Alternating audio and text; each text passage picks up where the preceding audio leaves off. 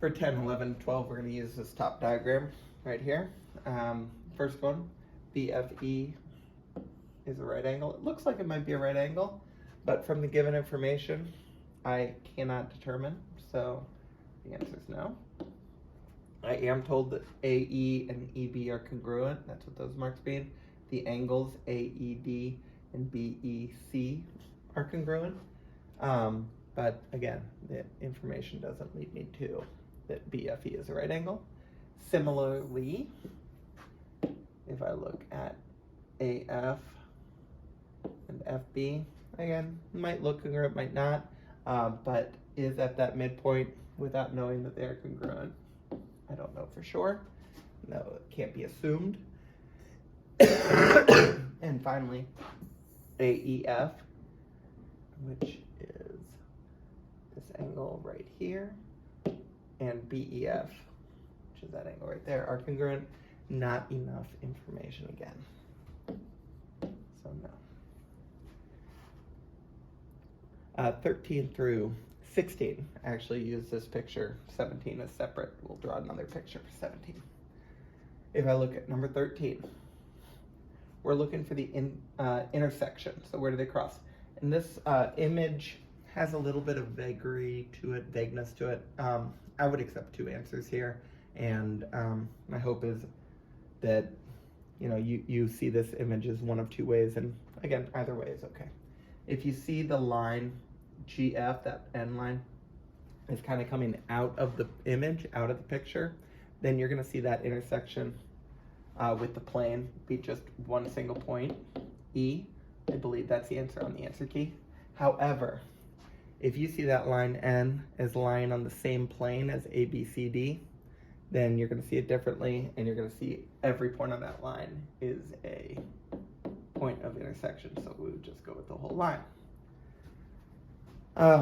A clue as to the fact that it was kind of looking for that answer of just the point E is that the plane ABCD does not include any of the points on that line N.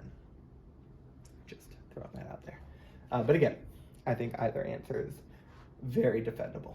Now, we're looking for the intersection between line N, so again, that's that same line, and angle BEC. Now, in this case, it does not matter if they're on the same plane or different plane. The only place that those two things intersect is point E. The only place that those two different shapes,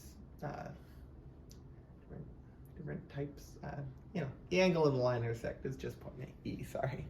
Now, this is a commonly missed question, and again, it's the pickiness that is kind of this stage of geometry. But if we've got angle BEA right there, and we've got angle AED right there, the instinct here is to say, oh, they intersected that segment AE right there. But remember, angles are not made up of segments, angles are made up of rays. So we have to name that ray EA, just like that.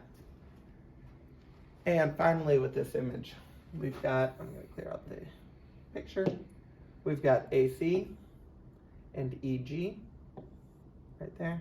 Should use two colors, but they are going to intersect just at that point, E. Apologies for a horrible drawing. Finally, number 17. Number 17 is going to kind of ask us to draw our own picture here. I've got a segment AC, so I'm going to draw A. Ooh. There we go, AC.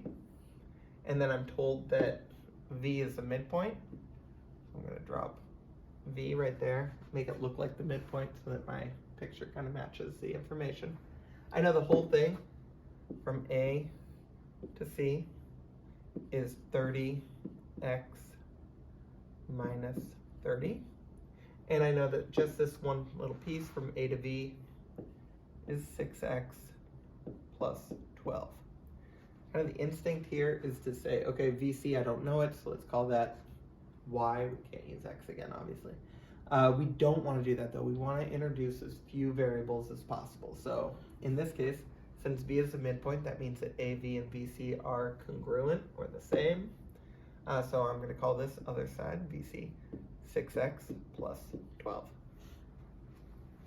Now over here, I'm going to set up that segment addition postulate, SAP. I'm going to say, okay, if I know what AV is, and I add VC, it should equal AC.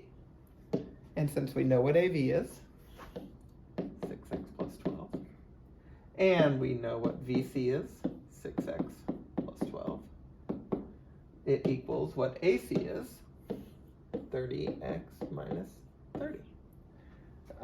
Using those letters, using those segments to kind of set up your equation is very much a best practice. It will help avoid any confusion, and it also kind of helps in showing your work and justifying.